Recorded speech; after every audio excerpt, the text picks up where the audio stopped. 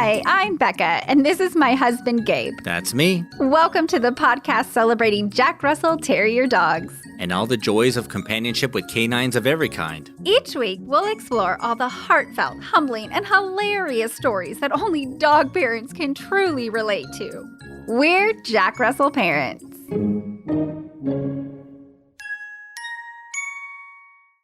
Hey there, puppy parents. How's it going today? Hopefully you're doing well, because we're having an intense week, for sure. Yes. Oh my gosh, there's a lot going on, and so much of it is not good. So many friends and family are very sick, and I recently lost my last grandparent. We're so glad we got to go to California last summer and visit him, spend time with him, interview him for the Reflections of a Dog Family episode. He had a lot of fun. Yeah, it was a lovely last in-person conversation we had. We ate pie and talked puppies. I mean, Can't get better than that. Rest in peace, Grandpa Bill. Yes, sir. And if all that wasn't enough emotional turmoil over the last couple of weeks, we almost lost our beloved Carson on top of it. Our only fuzz baby, mascot for this podcast and our family as a whole. We narrowly averted tragedy. Yes. I mean, it was awful. I hate even talking about it. You want me to take over? No. I got it. I'll get the beginning part at least. So let us tell you the story about what happened. We had taken Carson into the vet for his vaccines, all the yearly ones that he has to have, especially here in Texas. Mm-hmm. Then got that done, decided to start him on a new heartworm medication that the vet recommended because the other one that we don't use year round. Let me just say that. It's tied into his flea control, and we don't want to give it to him all the time during the winter months. He doesn't really need it because there's not really fleas. Yeah. So they recommended, hey, just do the regular heartworm medication every month in between. He had his vaccines in the morning. In the evening, I gave him that medication, thinking, it's a little chew. He liked it. It was tasty. It was done. He's had heartworm medication before. Yeah. So then a couple hours later, he starts acting kind of squirrely, is how I'll put it. He was being kind of silly, like, hey, scratch my hindquarters. He wanted to really be weird. Pet, and he was just moving his body around. He was really itchy. Yeah, he was really itchy. And in the evening, we kind of quiet our house. So like the lights are low. Maybe I got some candles on, some low lights. We just kind of thought, well, why is he acting like this? Well, then at some point you noticed, even in the dim light, he had some hives on his back, or you noticed it was like hiving, which is not necessarily unusual for Carson because he has severe skin allergies and issues. Well, he seemed like he wanted to go out. So I was like, you need to go to the bathroom. And then, so I turn on the light and I'm like, he was welted. Yeah. Like swollen in his face, and everything was starting to swell before our eyes. His entire body. He looked like a crocodile almost. How lumpy his skin was. Yeah. So we, of course, immediately rushed him to the emergency vet, and his collar was super tight by the time we got there. Yeah. And it was scary to see. Yeah. We almost lost him. But thank goodness for the vets. They hopped to it and they got him the Benadryl and the everything injected, and it started to come down. But you were there for several hours to like monitor him and make sure nothing. Yeah. And then several days of medication afterwards just to make sure that reaction was done. Done. He's finally back to his normal ornery self. He seemed a little upset with us for a couple of days, like we'd done this on purpose or something. I don't know. It was awful. He was not happy. But I say all that to say, not only just share our story with you, but think that through when you're giving your dog something new. And honestly, I don't know that I did before. If you're going to give them a new medication or try something, don't give it to them before you have to leave the house. If we hadn't been there to act fast, it could have been really bad. Yeah. Despite that happy-ish ending, the episode can't end there, right? Nope. It's too short. With everything going on, we need to give ourselves some breathing room. So we're going to wrap up this episode with a replay of one of our favorite past episodes, and we're going to make a bit of a game out of it. Both of us picked a favorite episode from last year, and we're going to literally flip a coin to see which one gets played today. Yes. So the episode that I chose is Wolves, Wild Dogs, and Domestics. I don't know what it is about that episode. I like information. So it's one of my favorites. And you chose every toddler's spirit animal is a Jack Russell Terrier. I like silliness. Yeah. So, folks, here we go. We're going to flip a quarter and we're going to see which episode you get to hear today. May I flip the coin? Okay. Go for it. I also would like to choose tails. All my life, I've picked tails in a coin toss, and I don't know why. I don't have a reason for it. That's just my go-to is tails. But this is a dog podcast, so it kind of makes sense. It does. Okay. I'm way surprised that it makes sense. Okay, here we go. You ready? So tails, we get wolves, wild dogs, and domestics. And heads, we get every toddler's spirit animal is a Jack Russell Terrier. Tails! Okay. Yay! So here it is, folks. A replay of one of Becca's favorite episodes, Wolves, Wild Dogs, and Domestics.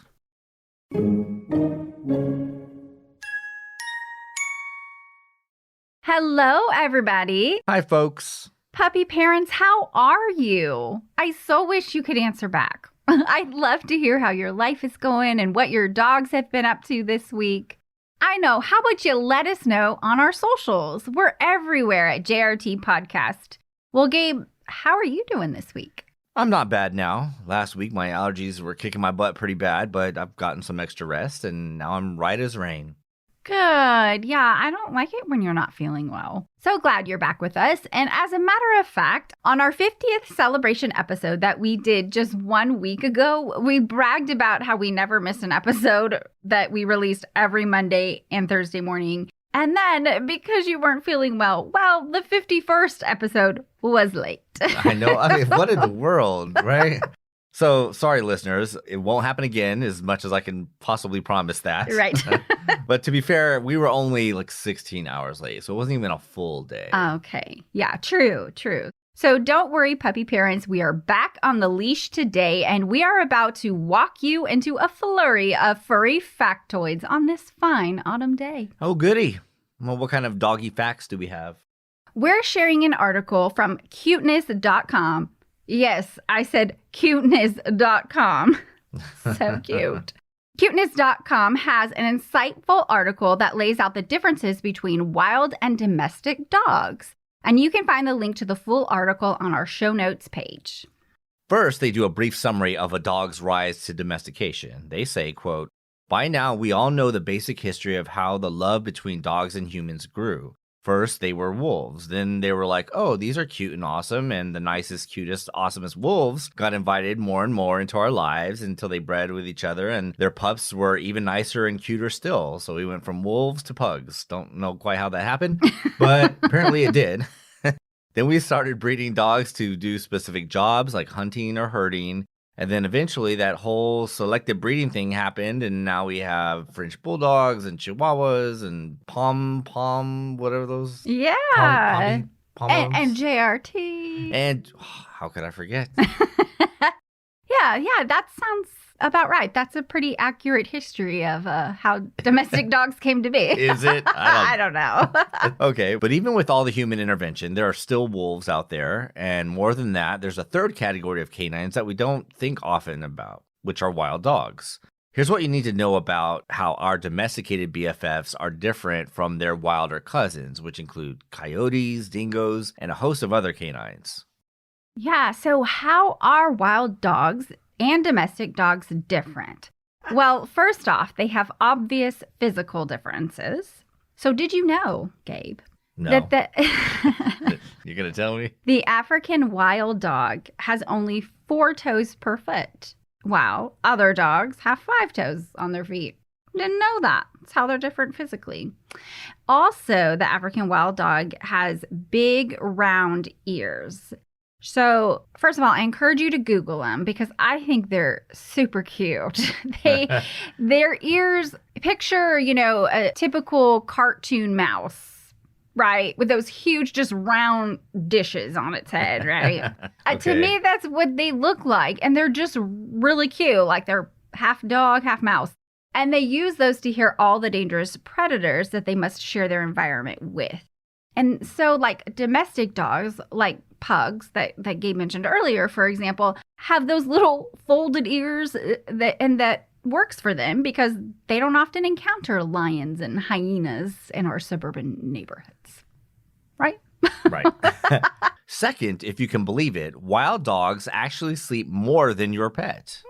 It's because wild dogs spend more time hunting for their food and they use up a lot more energy. According to the New York Times, a half-century-long study of wolves found that they would hunt and kill as a group, feast on the spoils of their hunt, and then go into massive food comas, sleeping about 30% of the time. Interesting. I feel like Carson probably sleeps about 30% of the time. Yeah, we're familiar with food comas around here. We just don't expend energy first. Well, yeah.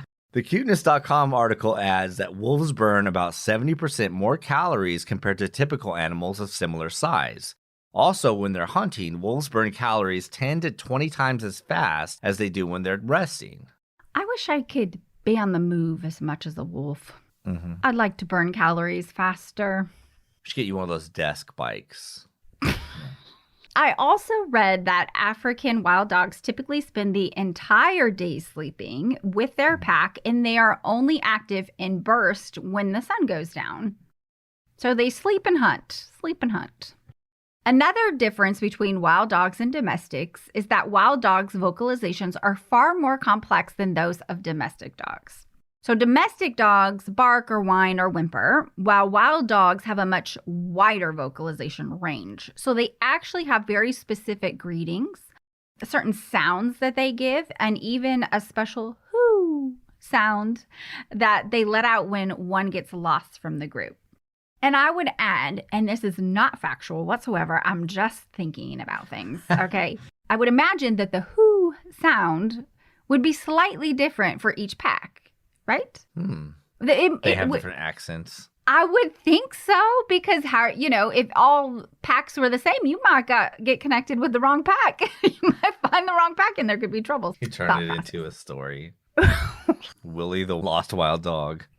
Yes. Exactly. What happens when he finds the wrong pack? Anyway, go ahead. The next difference is a strange but interesting fact. Even though dogs still have some traits in common with their wild cousins, they can't reproduce with most of them. Dogs and wolves, however, can breed together, but dogs and wild dogs like coyotes just can't for some reason. So it's like a physiological or biological impossibility. Maybe cultural. I don't know. They don't get mixed up with the wrong pack. I don't know. Okay. Well, we do know from our quick summary above that dogs and wolves can, because that's how we got domestic dogs to begin with.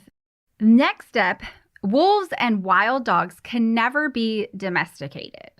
So I read something about people breeding wolves and dogs together, right? So sometimes intentionally and sometimes not. When they make these hybrid wolf dogs, they often experience major behavioral problems because the one half that is wolf will never domesticate, if you will. And then cuteness.com stated that a recent study found that even though wolves raised by humans can feel bonded to people, they can't become truly domesticated. Translation: you can't ever invite a wolf to cuddle with you in bed unless you're itching to reenact Little Red Riding Hood. It's good to know.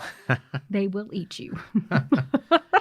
The last difference between wild dogs and domestic dogs is that wild dogs are apparently even smarter than domestic dogs. Say what? Okay. We all think our dogs are the smartest little furry things on the planet. And Carson, by the way, is. He is. But we think this because they do jobs for us and they learn a ton of tricks. However, dingoes and wolves are both smarter than domestic dogs, according to a study in which the different species were put through a detour test. In this test, the dogs and wolves and dingoes are shown a treat through a clear mesh fence and have to find a door to the other side and double back to get the food. Wild dogs and wolves do better on the test, getting to the food faster than their domesticated kin. Well, that makes sense to me, only because the wild dogs have had more practice at hunting and foraging for food. And I'm not entirely convinced by the study, frankly.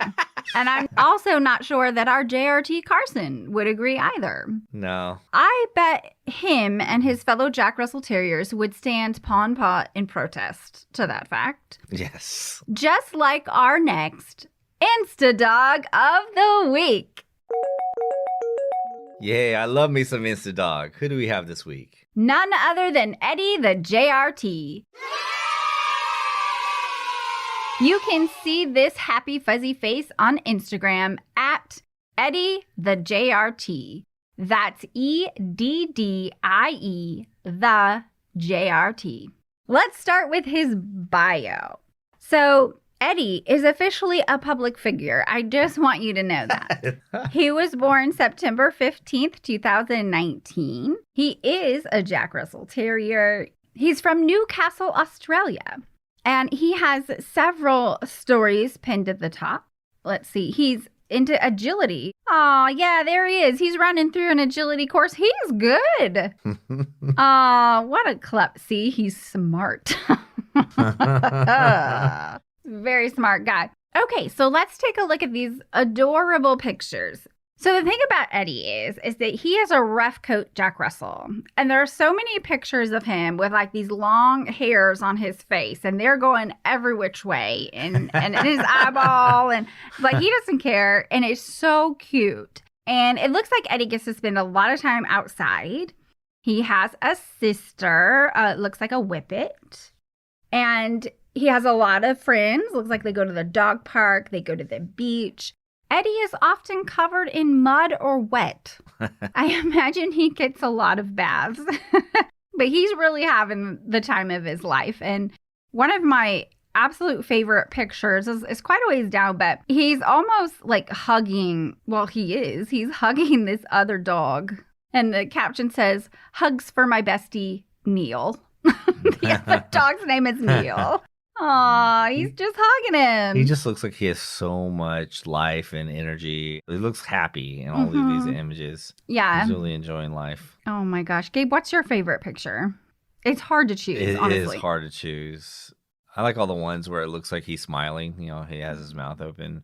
And then one of the newer ones, it looks like a really younger picture and he's sitting in front of some flowers. That's just, it's too precious. He likes giving high fives. You got high five the camera. Yeah. It looks really funny. Oh my gosh. Yeah, so many pictures of him in water. There's one where he's in a pond with lily pads. He's in the pool. This other one down here looks like a lake. Wiggles loved to swim. Yeah. He loved the pool. Whereas Carson, you can't even give him a bath, let alone I know. Take him to a pool. I wish he liked water. All the pictures are very light and bright. And like I said, take place outside, a lot of them. And Eddie the JRT is a perfect addition to your Instagram feed. Y'all go over and check him out. He will put a smile on your face. Absolutely. You can find Eddie at Eddie the JRT. All one word. Now that you've had your cuteness overload, hang tight and we will be back with some fun ways that wild and domestic dogs are still similar.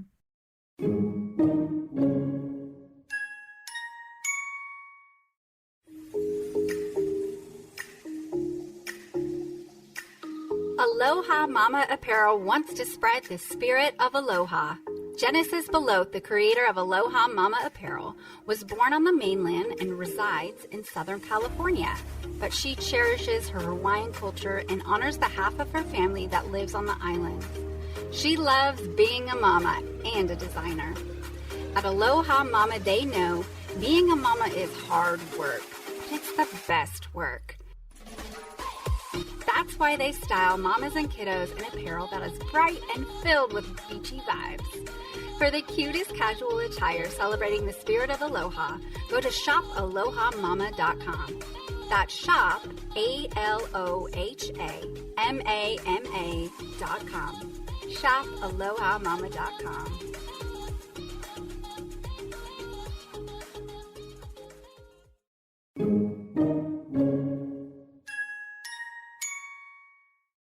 We are diving into a few fun ways that wild dogs and domestic dogs are similar. First off, they both mark their territory. Is that fun? I don't know. It's fun for them, apparently.